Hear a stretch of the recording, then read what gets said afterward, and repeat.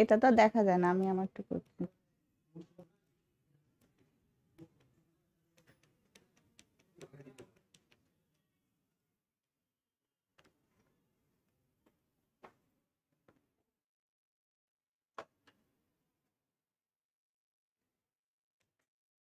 সুপ্রিয় শিক্ষার্থীগণ, রাজশাহী কলেজ আয়োজিত উচ্চ মাধ্যমিক শ্রেণীর অনলাইন ক্লাসে তোমরা সকলেই স্বাগত। আজকে তোমাদের ক্লাস ফিনান্স, ব্যাংকিং ও বীমা প্রথম পত্র। আমি সিফাতুন নাহার শাইকি, প্রভাষক হিসাব বিজ্ঞান, রাজশাহী কলেজ, রাজশাহী। তোমাদের গত ক্লাস নিয়েছি প্রথম ফিনান্স, ব্যাংকিং ও বীমা প্রথম পত্রের। আমরা আশা করি যে তোমরা সকলেই ভালো আছো এবং সুস্থ আছো, এবং তোমাদের যে ক্লাসগুলো হয়েছে সেগুলো চর্চা করছো।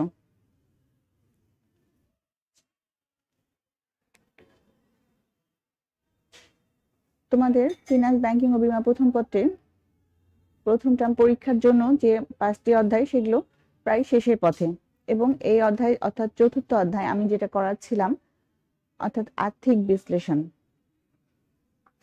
এটা তোমরা আগেও করেছো, এবং আমি বললাম যে তোমাদের আবার একটু ঝালাই হয়ে যাবে বলে আমি আবার শুরু করেছি আর্থিক বিশ্লেষণ অর্থাৎ চতুর্থ অধ্যায়। আমরা গত ক্লাসে সৃজনশীল প্রশ্ন নিয়ে অর্থাৎ সৃজনশীল যে তোমাদের সমস্যা, একটা সমস্যা নিয়ে আলোচনা করেছি, সেটা ছিল নগদ প্রবাহ বিবরণীর উপর। তোমরা জানো যে নগদ প্রবাহ বিবরণী তৈরির 2টি পদ্ধতি রয়েছে IAS 7 অনুযায়ী। একটি হচ্ছে প্রত্যক্ষ আর একটি পরোক্ষ। আমরা গত ক্লাসে পরোক্ষ পদ্ধতিতে একটা নগদ প্রবাহ বিবরণী সমস্যা সমাধান করেছি। আজকে আমি তোমাদের প্রত্যক্ষ পদ্ধতিতে আরেকটি সমস্যার সমাধান দেখাবো। তাহলে তোমরা সকলে সমস্যাটা দেখে ফেলো। আমি বলছি, তোমরা স্লাইড দেখতে পাচ্ছ যে এক্স কোম্পানি লিমিটেড এর আর্থিক অবস্থা বিবরণী 2016 সালে 31 ডিসেম্বর তারিখে সমাপ্ত বছরের জন্য দেয়া আছে। এখানে ইনফরমেশন দেয়া আছে 2টা বছর অর্থাৎ 2015 এবং 16 সালে তুলনামূলক ইনফরমেশন দেয়া আছে। কি আছে আমরা দেখি, চলো। চলতি দায়, যেটা প্রদেয় হিসাব, 33,000 টাকা 2016 সালে, 15 সালে দেয়া আছে 40,000 টাকা। মোট দায় 1,90,000 15 সালে, 16 সালে সেটা হয়েছে 1,43,000। যন্ত্রপাতি 15 সালে ছিল 64,000, 16 সালে হয়েছে 1,93,000। পুঞ্জীভূত অপচয় যন্ত্রপাতি 21,000 ছিল 15 সালে, 49,000 16 সালে। যেহেতু এটা ক্রেডিট ব্যালেন্স থাকে সেহেতু ক্রেডিট ব্র্যাকেটের মধ্যে দেয়া আছে। নগদ তহবিল 54,000 15 সালে, সেটা 16 সালে ব্যালেন্স হয়েছে 44,000। এটাই কিন্তু আমাদের মিলাতে হবে যদি আমরা নগদ প্রবাহ বিবরণী তৈরি করি। 16 সালের সাথে যদি মিলে যায় তাহলে সেটা হবে।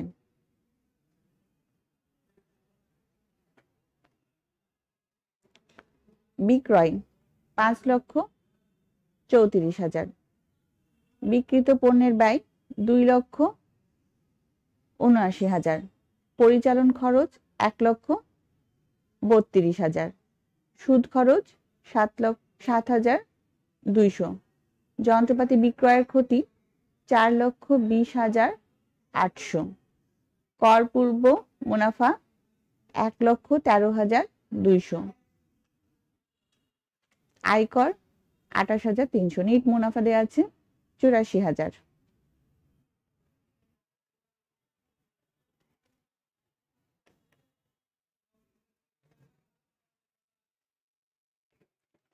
এখানে অন্যান্য তথ্য দেওয়া আছে। পরিচালন খরচের মধ্যে অবচয় অন্তর্ভুক্ত আছে 33,000 টাকা। 2 নম্বরে আছে 7,200 টাকার সুদ এবং 28,300 টাকার আয়কর নগদে পরিশোধ করা হয়েছে। বন্ডের 10,000 টাকা বই মূল্যে পরিশোধ করা হয়েছে এবং 30,000 টাকা সাধারণ শেয়ারে রূপান্তর করা হয়েছে। 4 প্রাপ্য হিসাবে বৃদ্ধি 42,000 টাকা, মজুদ পণ্যে বৃদ্ধি 54,000। 5 যন্ত্রপাতি ক্রয় 1,66,000 টাকা। এছাড়াও 30,000 টাকার একটি যন্ত্রপাতি বিক্রয় করা হয়। 6 অগ্রাধিকার শেয়ার ইস্যু করা হয় 1,20,000 টাকা। করণীয় কি? প্রতিষ্ঠানে কখন অলস সম্পদ থাকে? খ নগদ প্রবাহ বিবরণী কেন তৈরি করা হয়? গ প্রত্যক্ষ পদ্ধতিতে পরিচালন কার্যক্রম হতে নগদ প্রবাহ বিবরণী প্রস্তুত করো। ঘ নগদ প্রবাহ বিবরণী প্রস্তুত করো। তোমরা রিকোয়ারমেন্ট গুলো আবার দেখে নাও এবং অন্যান্য তথ্যটা আবার দেখে নাও, তারপর আমরা সমাধানের দিকে যাচ্ছি।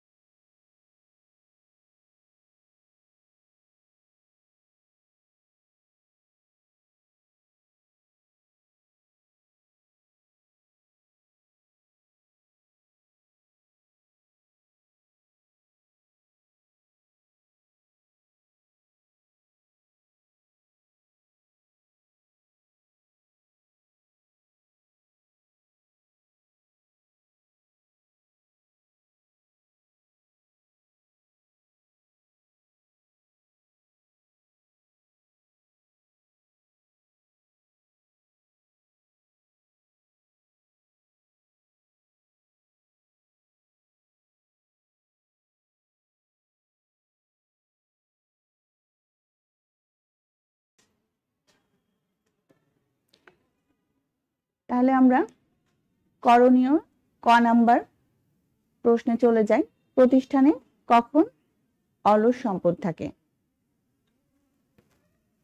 জ্ঞানমূলক প্রশ্ন, এক কথায় উত্তর দিতে হবে। প্রতিষ্ঠানে কখন অলস সম্পদ থাকে? যদি প্রতিষ্ঠানে বিক্রয়ের তুলনায় স্থায়ী সম্পদের ব্যবহার কম হয় তখনই প্রতিষ্ঠানে অলস সম্পদ থাকে। অর্থাৎ বিক্রয়ের যে পরিমাণ বিক্রয় তার চেয়ে যদি স্থায়ী সম্পদের ব্যবহারটা কম হয় তখন প্রতিষ্ঠানে কি হয়? অলস সম্পদ থাকে। এরপর খ নাম্বার, নগদ প্রবাহ বিবরণী কেন তৈরি করা হয়? নগদ প্রবাহ বিবরণীটা কি? যে কোনো প্রতিষ্ঠানে একটা নির্দিষ্ট সময়ে সকল নগদ আন্তঃপ্রবাহ এবং বহিঃপ্রবাহ, অর্থাৎ কোনো প্রতিষ্ঠানের যে পরিচালন, বিনিয়োগ এবং অর্থায়ন কার্যক্রম হতে যে সকল নগদ আন্তঃপ্রবাহ এবং বহিঃপ্রবাহ বা নগদ লেনদেনগুলো সংঘটিত হয় সেগুলো নিয়ে যে বিবরণী তৈরি করা হয় সেটাই হচ্ছে নগদ প্রবাহ বিবরণী। এবং এটা একটা নির্দিষ্ট সময় তৈরি করা হয়। এবং কেন তৈরি করা হয়? নগদ প্রবাহ বিবরণী তৈরি করার ফলে কি কি লাভ হয়, অর্থাৎ প্রতিষ্ঠান কেন নগদ প্রবাহ বিবরণী তৈরি করা হয় আমরা সংজ্ঞা থেকেই তাহলে বলতে পারি যে এখানে কি হয়, নগদ প্রবাহ বিবরণী তৈরির ফলে প্রতিষ্ঠানে নগদ আন্তঃপ্রবাহ এবং নগদ বহিঃপ্রবাহ নির্ণয় করা হয়। অর্থাৎ নগদ আন্তঃপ্রবাহ ও নগদ বহিঃপ্রবাহ নির্ণয় করা যায় একটা নির্দিষ্ট সময়ের। এরপর প্রতিষ্ঠান যে লভ্যাংশ প্রদান করে সেই লভ্যাংশ প্রদান যে আয়ের উপর নির্ভরশীল বা আয় প্রবাহের উপর নির্ভরশীল সেটা এই নগদ প্রবাহ বিবরণীর মাধ্যমে নির্ণয় করা হয়। লভ্যাংশ প্রদান আয় প্রবাহের উপর নির্ভরশীল, এটা নির্ণয় করা হয়। গত বছরের নগদ প্রবাহের সাথে বর্তমান বছরের নগদ প্রবাহের তুলনা করার জন্য নগদ প্রবাহ বিবরণী তৈরি করা হয়। অর্থাৎ বিগত বছরের নগদ প্রবাহ ও বর্তমান বছরের নগদ প্রবাহের তুলনা করার জন্য নগদ প্রবাহ বিবরণী তৈরি করা হয়। ভবিষ্যৎ যে প্রকৃত আয় বা ইতিবাচক আয় প্রবাহ নিশ্চিত করার জন্য নগদ প্রবাহ বিবরণী তৈরি করা হয়। ভবিষ্যৎ ইতিবাচক আয় প্রবাহ নিশ্চিতকরণ।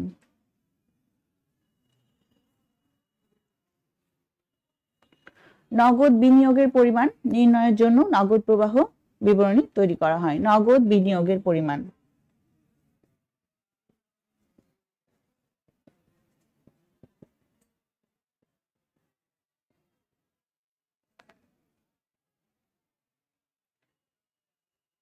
কোন প্রতিষ্ঠান বা কোম্পানির বিক্রয়ের পূর্বানুমান করার জন্য নগদ প্রবাহ বিবরণী প্রস্তুত করা হয়। প্রতিষ্ঠানের বিক্রয়ের পূর্বানুমান। এরপর কোম্পানি বা ব্যবসায় প্রতিষ্ঠানের যে আর্থিক যে লেনদেনগুলো হয়, অর্থাৎ পরিচালন কার্যক্রম, অর্থায়ন কার্যক্রম এবং বিনিয়োগ কার্যক্রম হতে যে নগদ আন্তঃপ্রবাহ এবং নগদ বহিঃপ্রবাহ ঘটে তা নির্ণয়ের জন্য নগদ প্রবাহ বিবরণী প্রস্তুত করা হয়। অর্থাৎ পরিচালন, বিনিয়োগ ও অর্থায়ন কার্যক্রম হতে নগদ আন্তঃপ্রবাহ ও নগদ বহিঃপ্রবাহ নির্ণয়। তাহলে আমরা জানলাম যে নগদ প্রবাহ বিবরণী একটা প্রতিষ্ঠানে যে নির্দিষ্ট সময়ে তৈরি করা হয়, সেটা কেন তৈরি করা হয়, যে প্রতিষ্ঠানের সকল নগদ আন্তঃপ্রবাহ নগদ বহিঃপ্রবাহ নির্ণয়ের জন্য এটা করা হয়। প্রতিষ্ঠানে যে লভ্যাংশ প্রদান করা হয় সেটা যে আয় প্রবাহের উপর নির্ভরশীল, সেটা নির্ণয়ের জন্য নগদ প্রবাহ বিবরণী তৈরি করা হয়। বিগত বছরের নগদ তহবিলের সাথে বর্তমান বছরের যে নগদ তহবিল বা নগদ প্রবাহ সেটা তুলনা করার জন্য কি করা হয়, নগদ প্রবাহ বিবরণী প্রস্তুত করা হয়। এরপর ভবিষ্যৎ ইতিবাচক আয় প্রবাহ নিশ্চিতকরণ বা নির্ণয়ের জন্য কি করা হয়, নগদ প্রবাহ বিবরণী তৈরি করা হয়। প্রতিষ্ঠানের নগদ বিনিয়োগের পরিমাণ নির্ণয়ের জন্য নগদ প্রবাহ বিবরণী তৈরি করা হয়। বিক্রয়ের পূর্বানুমান করার জন্য নগদ প্রবাহ বিবরণী তৈরি করে কোম্পানিগুলো। এরপর পরিচালন, বিনিয়োগ এবং অর্থায়ন যে কার্যক্রম রয়েছে কোনো ব্যবসায় প্রতিষ্ঠান বা কোম্পানির, এবং এই কার্যক্রম হতে যে সকল নগদ আন্তঃপ্রবাহ এবং নগদ বহিঃপ্রবাহ ঘটে তা নির্ণয়ের জন্য নগদ প্রবাহ বিবরণী তৈরি করা হয়।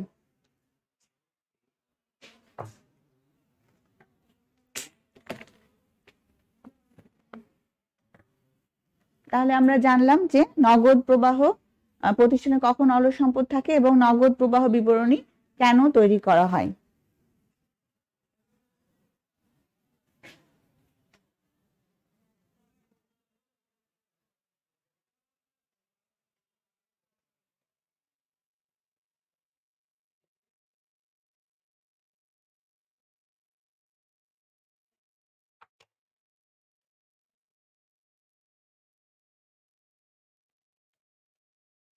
এরপর আমরা রিকোয়ারমেন্ট গতে চলে যাচ্ছি, যে প্রত্যক্ষ পদ্ধতিতে পরিচালন কার্যক্রম হতে নগদ প্রবাহ বিবরণী প্রস্তুত করো। আমরা এর আগে গত ক্লাসে পরোক্ষ পদ্ধতিতে নগদ প্রবাহ বিবরণী প্রস্তুত করেছি এবং সেখানে আমরা দেখেছিলাম যে প্রত্যক্ষ এবং পরোক্ষের মধ্যে যে পার্থক্যটা পড়ে মূলত পরিচালন কার্যক্রম হতে নগদ প্রবাহ বিবরণ বা নগদ প্রবাহ নির্ণয়ের মাধ্যমে। সেখানে বিনিয়োগ এবং অর্থায়ন কার্যক্রমে নগদ প্রবাহ নির্ণয়টা দুইটা পদ্ধতিতে একই, শুধুমাত্র পরিচালন কার্যক্রমের ক্ষেত্রে ভিন্ন হয়। যেমন পরোক্ষতে আমরা কি করেছিলাম যে নিট আয়ের সাথে যে সকল অনগদ লেনদেনগুলো রয়েছিল সেইগুলা আমরা কি করেছি, সমন্বয় সাধনের মাধ্যমে পরিচালন কার্যক্রম হতে নিট নগদ প্রবাহ নির্ণয় করেছিলাম। কিন্তু প্রত্যক্ষ পদ্ধতিতে কি করা হয়? প্রত্যক্ষ পদ্ধতিতে সরাসরি করা হয় যে সকল নগদ প্রাপ্তি থেকে নগদ যে পরিশোধগুলো রয়েছে সেইগুলো বাদ দিলে কি পাওয়া যায়? প্রত্যক্ষ পদ্ধতিতে পরিচালন কার্যক্রম হতে নিট নগদ প্রবাহ নির্ণয় করা যায়। এরপর বিনিয়োগ এবং অর্থায়ন কার্যক্রমগুলো আগের মতোই। তাহলে আমরা আজকে প্রত্যক্ষ পদ্ধতিতে পরিচালন কার্যক্রম হতে নগদ প্রবাহ বিবরণী প্রস্তুত করি।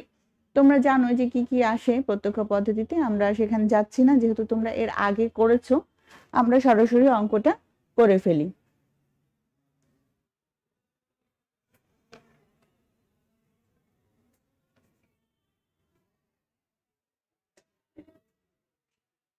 যেহেতু এটা ছিল এক্স কোম্পানি, তাহলে আমরা এক্স কোম্পানির লিখে ফেলি যে এক্স কোম্পানি নগদ প্রবাহ বিবরণী।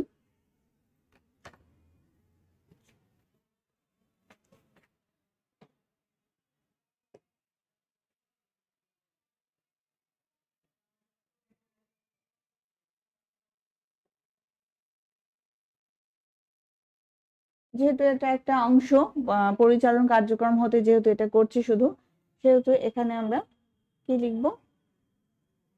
আংশিক লিখে দিতে পারি। এটা একটা নগদ প্রবাহ বিবরণী যেহেতু আংশিক।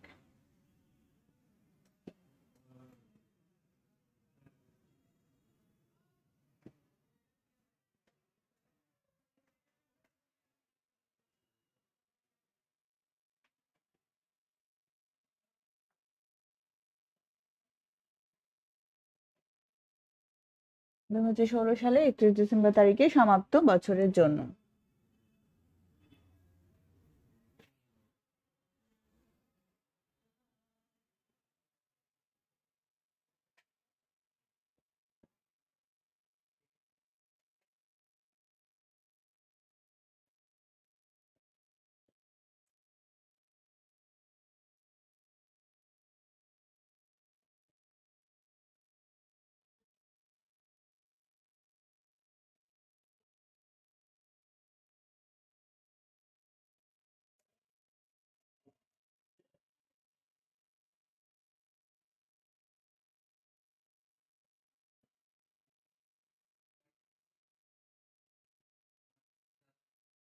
আমরা প্রথমে লিখলাম যে পরিচালন কার্যক্রম হতে নগদ প্রবাহ, তাহলে আমরা প্রাপ্তি থেকে পরিশোধগুলো বাদ দিব, সেহেতু প্রথমে আমরা প্রাপ্তিগুলো লিখে ফেলি।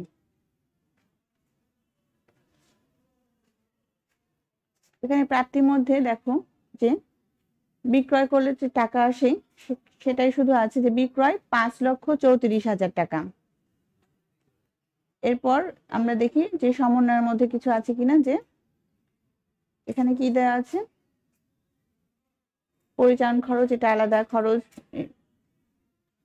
সুদ, আয়কর এগুলো প্রদান, বন্ড এটা তো অর্থায়নে যাবে। প্রাপ্য হিসাব বৃদ্ধি, এটা দেখো যে প্রাপ্য হিসাব বেড়েছে 42,000 টাকা। বিক্রয় করেছে কিন্তু সেখানে প্রাপ্য হিসাব মানে 42,000 টাকা এখনো পায়নি। বিক্রয় কত ছিল? 5,34,000 টাকা। এর মধ্যে 42,000 টাকা প্রাপ্য হিসাব বেড়েছে, তাহলে আমরা 5,34,000 থেকে 42,000 বাদ দিয়ে আমরা কি করতে পারি? আমরা প্রাপ্তি নিয়ে নিতে পারি। এরপর আর কোনো প্রাপ্তি নেই, যেমন যন্ত্রপাতি ক্রয় আছে,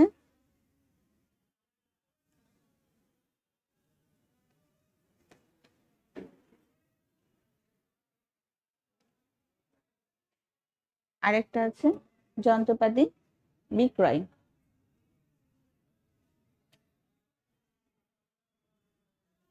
কিন্তু যন্ত্রপাতি কি আসছে সেটা আমাদের বিক্রি করে যেটা বিনিয়োগের মাধ্যমে আসছে। আর অগ্রাধিকার শেয়ার ইস্যু করা হয়েছে কত? 1,20,000 টাকা। সেটা কোথায় আসবে? অর্থায়নে। তাহলে এখানে আমাদের পরিচালন কার্যক্রমের মধ্যে শুধুমাত্র বিক্রয় আসছে। তাহলে আমরা বিক্রয়টা লিখে ফেলি। প্রাপ্তি আসছে বিক্রয়, বিক্রয় আসছে পণ্য বিক্রয়ের মাধ্যমে যেটা আসছে সেটা হচ্ছে 5,34,000। তোমরা দেখেছো এখানে প্রাপ্য হিসাব বাদ দিব 42,000 টাকা। 5,34,000 বিয়োগ 42,000।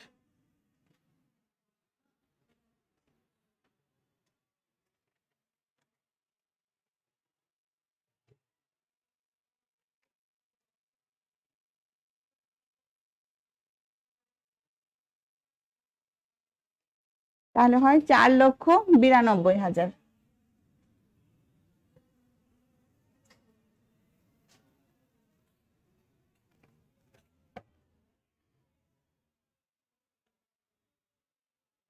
এরপর কি আমাদের প্রাপ্তি তো আর কিছু নাই পরিচালন কার্যক্রম হতে। এরপর পরিশোধ সমূহ লিখবো আমরা।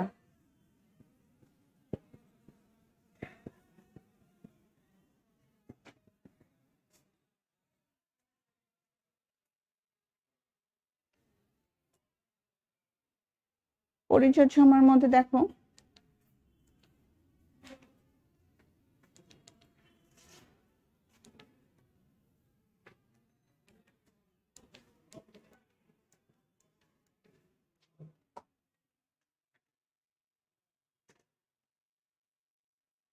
পরিশোধ সময়ের মধ্যে বিক্রিত পণ্যের ব্যয় দেয়া আছে যে 2,79,000 টাকা, এবং এই যে পরিচালন খরচ, সুদ খরচ, কর, আয়কর, এইগুলা কিন্তু আমাদের সমন্বয় আছে, আমরা সমন্বয় থেকে নিব। বিক্রিত পণ্যের ব্যয় এখান থেকে কত নিব? 2,79,000 টাকা।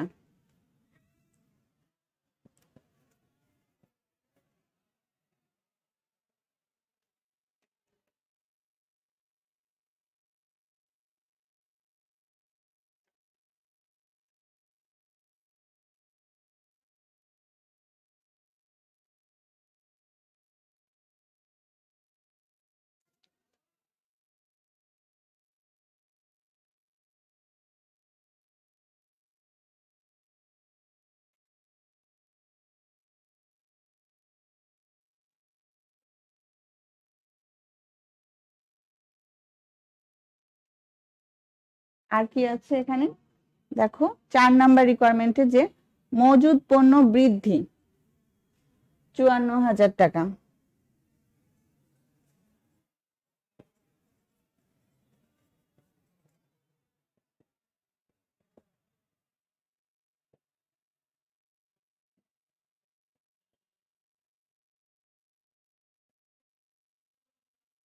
মজুদ পণ্য বেড়েছে, নিশ্চয় ক্রয় করা হয়েছে বলে মজুদ পণ্য বেড়েছে, সেক্ষেত্রে কি হয়েছে? টাকা চলে গেছে, তাই না? 54,000 টাকা মজুদ পণ্য বৃদ্ধি।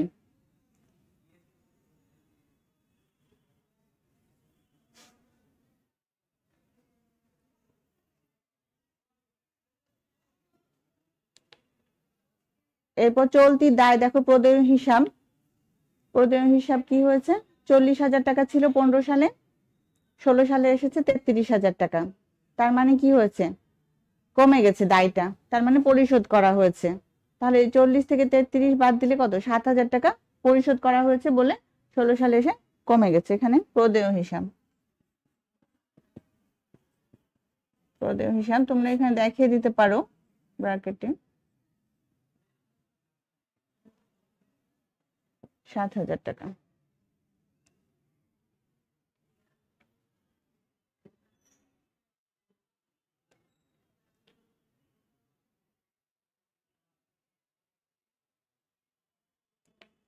এরপর দেখো যে পরিচালন খরচ 1,32,000 16 সালে, কিন্তু এখানে লেখা আছে সমন্বয়ে যে পরিচালন খরচে অবচয় অন্তর্ভুক্ত আছে 33,000 টাকা। সেহেতু এটা আমাদের বাদ দিতে হবে, যেহেতু অনগদ লেনদেন এখানে আসবে না, এটা তো আমাদের প্রত্যক্ষ পদ্ধতি। তাহলে আমরা এই অনগদ যে লেনদেন হয়েছে 33,000 টাকা অবচয়, সেটা আমরা বাদ দিব। 1,00,000 1 লক্ষ পরিচালন খরচ হচ্ছে 1,32,000 থেকে আমরা 33,000 টাকা বাদ দিব পরিচালন খরচ।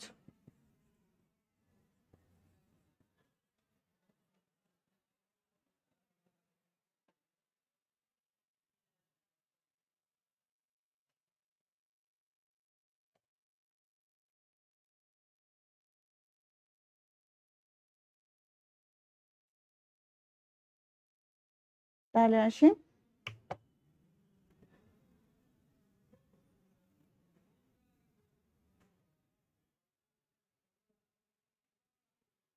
সরি এখানে একটু ভুল আছে তোমাদের, 1,32,600 টাকা হবে। এটা আমার টাইপিং এ ভুল হয়েছে, 1,32,600 টাকা হবে। এখান থেকে 1,32,600 মাইনাস 33,000, তাহলে হবে 99,600।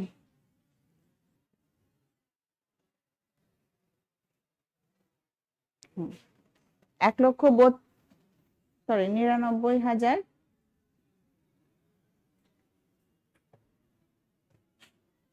1,32,400 হবে, 400 1,32,400।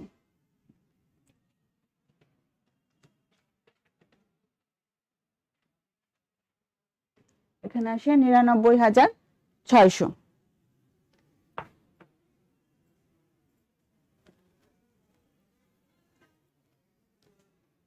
এক লক্ষ 32,400 পরিচালন খরচ, সেখান থেকে আমরা বাদ দিলাম 33,000 টাকা অবচয় অনগদ লেনদেন, তাহলে আসে 99,600। এরপর দেখো সুদ পরিশোধ করা হচ্ছে 7,200 টাকা, সুদ 7,200। আয়কর পরিশোধ করা হয়েছে 28,300 টাকা, আয়কর 28,300।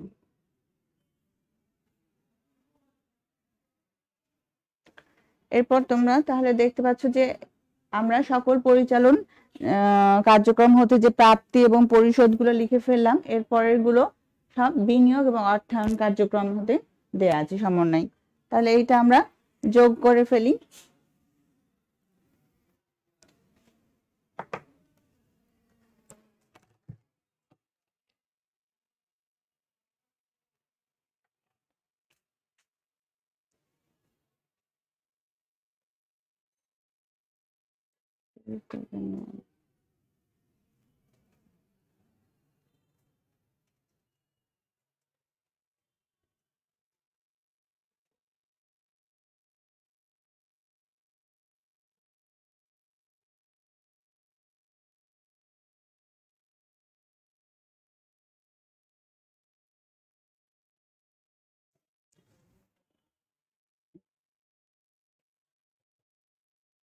এখানে আসে 4,75,100।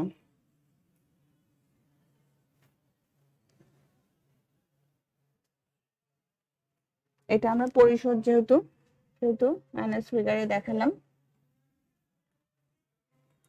এখান থেকে আমরা 4,92,000 থেকে 4,75,100 বাদ দিব,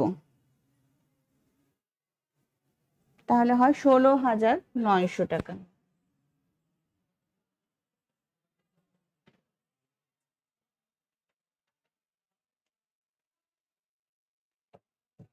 তাহলে এটা হচ্ছে পরিচালন কার্যক্রম হতে নিট নগদ প্রবাহ।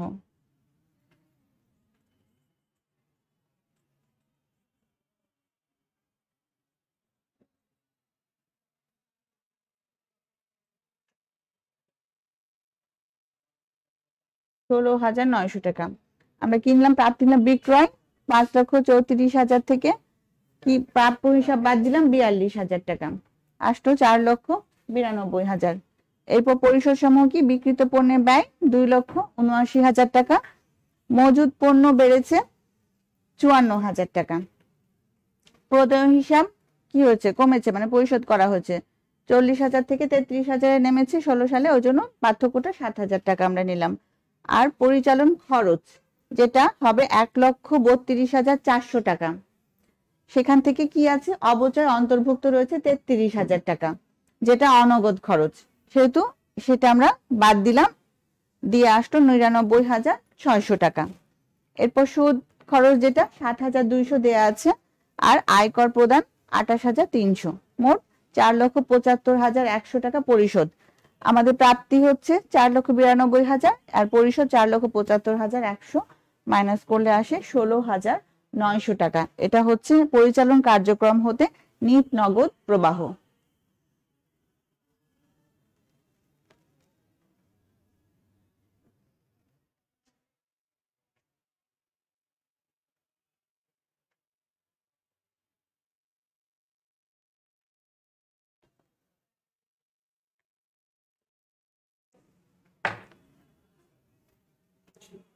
আমি এটা মিটিয়ে দিচ্ছি।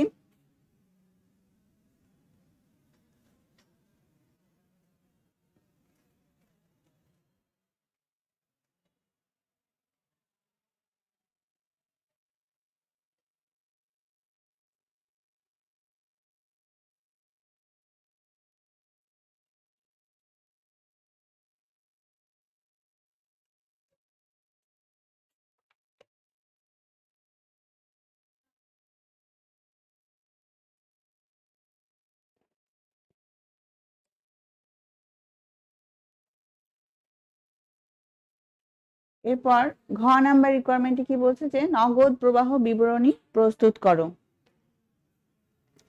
আর আমরা এক্স লিমিটেড নগদ প্রবাহ বিবরণী ওটাই লিখলাম 2016 সালে 31 ডিসেম্বর তারিখে সমাপ্ত বছরের জন্য। তাহলে আমাদের তিনটা কার্যক্রম থেকে নিতে হবে, পরিচালন, বিনিয়োগ এবং অর্থায়ন কার্যক্রম। তো আমরা যেহেতু গ রিকোয়ারমেন্টে পরিচালন কার্যক্রম থেকে বের করলাম, আমরা ওটাই নিয়ে চলে আসি।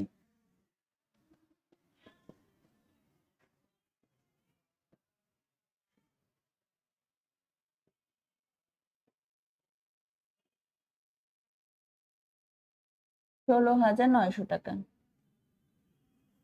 এখানে ব্র্যাকেটে গ হতে প্রাপ্ত।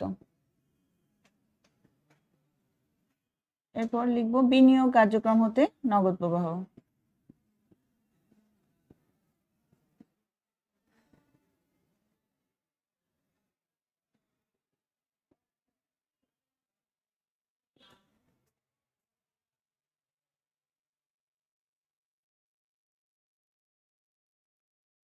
আমরা বিনিয়োগ কার্যক্রম হতে নগদ প্রবাহ দেখো যে এখানে রিকোয়ারমেন্ট 5, যন্ত্রপাতি ক্রয় 1,66,000 টাকা, অর্থাৎ 1,66,000 টাকার কি হয়েছে, যন্ত্রপাতি ক্রয় করা হয়েছে, নগদ চলে গেছে।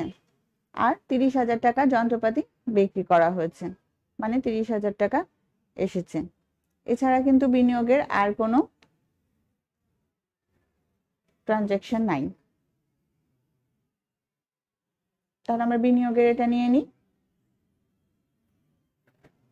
যন্ত্রপাতি ক্রয়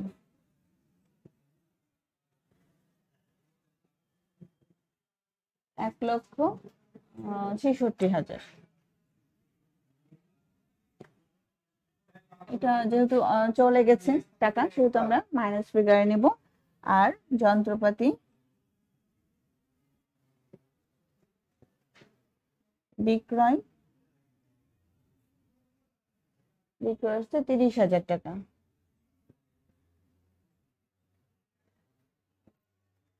তাহলে এখানে কি লিখবো আমরা, যে বিনিয়োগ কার্যক্রম হতে নিট নগদ প্রবাহ।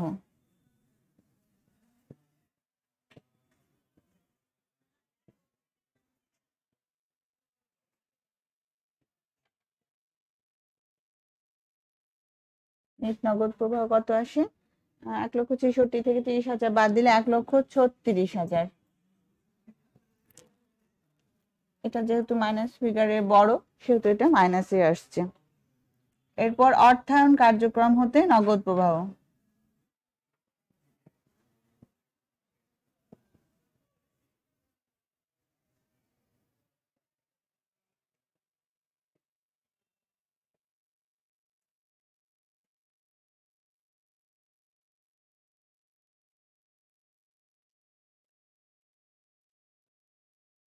তাহলে অর্থায়নের মধ্যে আসছে যে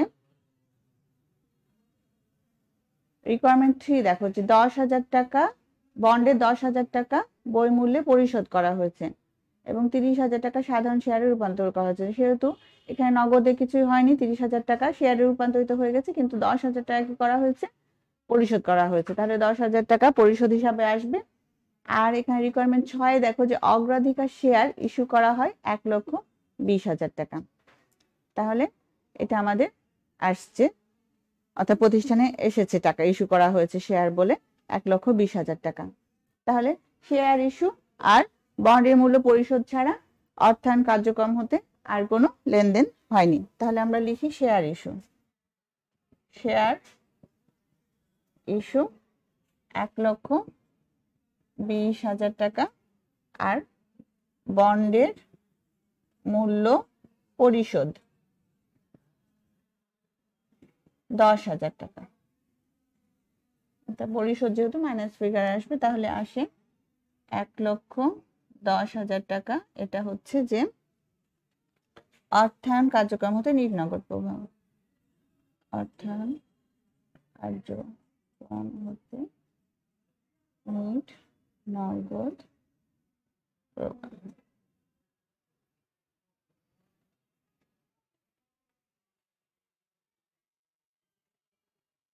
তাহলে এটা যদি আমরা করি, তাহলে ক্যালকুলেশন করলে কত আসে,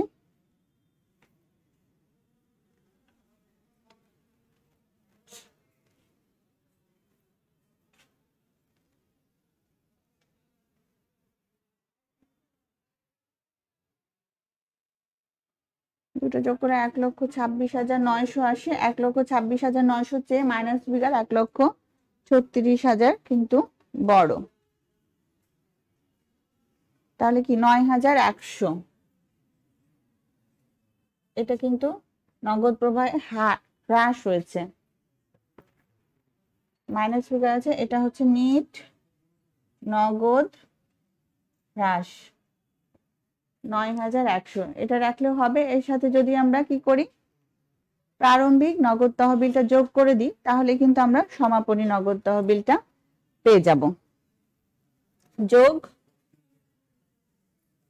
প্রারম্ভিক নগদ তহবিল। প্রারম্ভিক নগদ তহবিল কত ছিল আমরা দেখে ফেলি,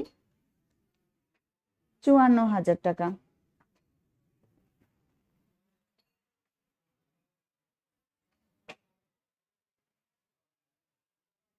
এখন 54,000 থেকে যদি আমরা 9,100 বাদ দিই,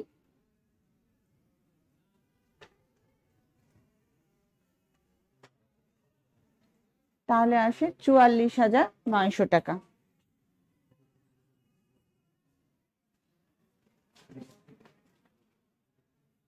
এটা কি সমাপনী নগদ তহবিল।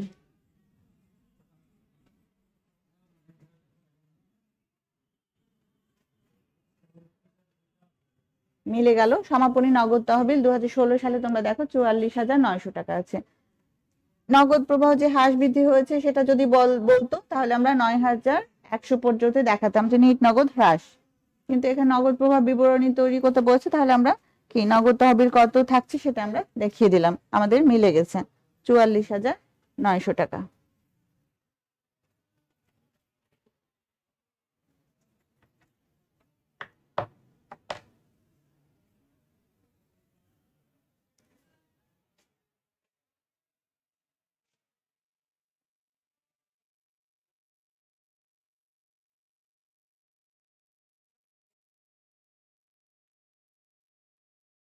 আমার আজকে একটু টাইপিং এ ভুল হয়েছে, যাই হোক আমি ঠিক করে দিয়েছি যে নগদ তহবিল যেটা প্রারম্ভিক ছিল সেটা 44,000 প্রথমে ছিল 44,900, টাইপিং এ ভুল হতেই পারে। আর পরিচালন খরচ 1,32,400, 32,000 ছিল, 1,32,400 হবে।